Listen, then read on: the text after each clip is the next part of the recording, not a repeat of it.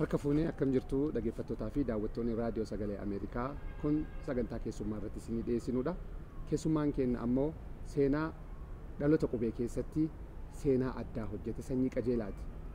Sanyii qajeelaa akkuma maqaasaa sanyiin isaas yeroon isaas qajeelee fi seenaa biyya kana keessatti hin beekamne raajiidha hojjete.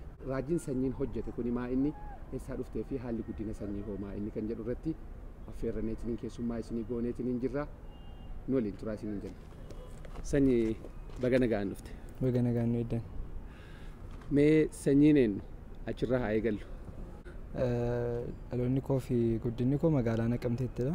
Achumatti baradhee mana barumsaa Burqaa Jaatoo achis Kaatoolikii Daanamaratii kan jedhamu darbees immoo iddoo biiftuu Naqamtee fi kompireensivii baradheedha kan anas ga'e. Amma karanteedii meediisiniidhaan eebbifame achuma Xuqur Ambassaa hojii jalqabaan jira jechuudha. Qabxiin argadhe kan argadhe yaa'u bu'aa bahiin jira. Eessuma barumsa fedhe irratti iyyuu. Innaa kana irratti kan cimaa ture yeroo hundumaa taa'anii yeroo hundumaa waggaa 6 walakkaa darbe irratti taa'anii yeroo fi iskeejuulii baafatanii dubbisuun baay'ee cimaa ture. Garuu amma nu danda'ametti dubbisuu yaalleerraa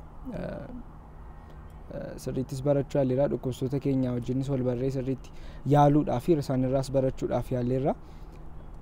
Anis akka kootti amma danda'ametti yaaleera jedhee yaadannaa naa milkaa'eera.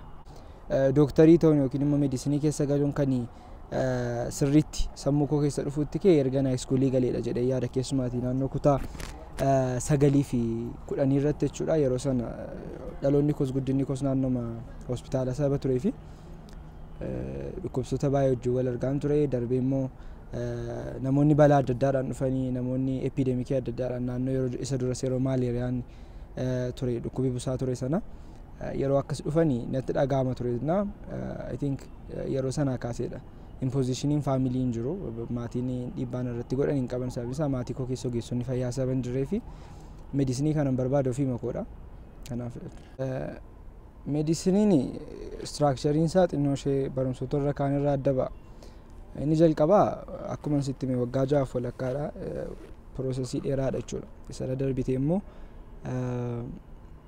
even waggaa keessatti ji'ootatti barumsa irra jirtuun dheerata warra kaan irra ji'a 11f barumsa irra jirra. Boqonnaa ji'a 1 qofaadha waggaa keessatti kan nuuf kennamudha. Kanaaf yeroo dheeraa ture. Bu'aa bahiinsaa yaa'u gara maatii dhaquu dhiisuun jira. Maatii wajjin wal arguu dhiisuun jira. Darbitee maatii wajjin walii bilbiluu dhiisuun jira sababisaa yeroo sababan argannee fi darbitee wantoota ekstiraa kaarikulaarii ta'an nan hojjedha jettee adda hundumaarraati adda bahuu dandeessa. Isa maleeyyuu immoo dhalli namaa wantuma fedheyyuu wantuma jaallatu iyyuu irra deddeebi'ee yoo hojjete nuffuun isaa nafu iddoo tokkotti inna dubbisuu nuffuun jira. Waan adda addaan immoo dhibee keessa isa booluuf nama dhukkubsatu keessa booluuf dhukkuba daddarbaadhaan qabamuun jira. Wantoonni akkasii chaalenjii guddaa ta'anii keessa darbinee turre. Gaarummaan isaa garuu akkuma meediisiniin cimaa ta'e ijoolleen meediisinii galtus baay'ee ciccimoodha. Ijoollee istiraakcharii ta'annaa ijoollee wanta baay'ee irraa barattudha.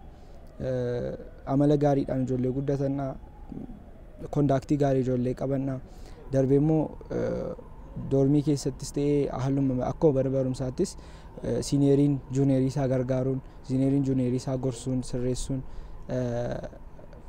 faayinaanshaali isa ta'uu saayikooloojikaali isa ta'uu isaanii wajjiniin ta'uu wanta baay'ee turena baay'ee nu gargaareerani jedhee yaada. Fiildotan irraati gaaffii muraasa dhabuudhaan foorii irraa hanqadhe beekumsa gaarii garuu irraa argachuu kootiin wanti na gaabbisiisu hin jiru. A- argachuun koos amma kanatti nan gaddisiisne. Sababoota adda addaadhaan kan A- dhufuu danda'e. Wanti kun waama ta'uu danda'udha. Amma egaa kutaa barumsaa baqassanii hodhuu sarjarii jedhamu keessanii galmaa jira achiin galaa jira. Achuma irraayyuu immoo kutaa barumsaa tiraamaa sarjariin kiriitikaal keer jedhamu afaan Oromoodhaan barumsa yaalii baqassanii yaaluu kan balaa tasaa jechuudha. Fi dhukkubsattoota ICU keessa jiran kiriitikaal keer jedhaman dhukkubsattoota baay'ee dhukkubsatan irratti oopereeshinii hojjechuu fi isaaniin gargaaruu irrattidha kananii hojjechuudhaaf yaadaa jiru. Barumsi kun biyya kana keessa karantiilii hin jiru. Qaama dipaartimentii isaa jalqabuudhaaf yaalii gaggeessaan jira. Dipaartimentoonnis yaada gaarii qabu. Approachiin isaanii hin badu jedhee yaada. Isa jalqabnaan biyya keenyaaf I think fiildii haaraadha. Jijjiirama guddaas hin fidadhe. Isa yaadee fedha gara trauma and critical care irratti hojjechuudhaaf kan yaadaa jiru. Akkuma mirga keenyaaf falmachaa jirru immoo mirga keenyaaf moor falmuu iddoo dandeenyu ga'uudhaaf immoo moor hojjechuu immoo qabna jedhee yaadanna. Hamma danda'ametti barumsa ofii haala miinetti hojii ofii hojjechuun qo'annaa fi qo'achuun baay'ee barbaachisaadha jedhee nama nagaa. Wanta dubbadhu yoo jiraate hakiimota biyya keenya keessa jiranii fi ani hunda isaaniirrayyuu yaangii akka ta'e natti dhaga'ama. Isaaniin wanta gorsuun qaba jedhee yaadu garuu ergaan itti himu yoo jiraate yeroo hojii keenya hojjennu wanti naannoo keenya jiru nu gaddisiisuu danda'a. Amma barannee argachuu dhiisuu dandeenya. Hammatti hojjechaa jirru argachuu dhiisuu dandeenya. Garuu namni dhukkubsatee nu bira yeroo dhufu wanta inni nurraa eegu akka nuun fayyaasaa deebisnuufi fedha. Namicha sanaaf nuti nama frustrated taane miti. Namicha sanaaf nuti nama 100 yaallee nama 101ffaa ta'uu isaa yaada miti. Namicha sanaaf nuyi hakiimii tokkicha sanadha.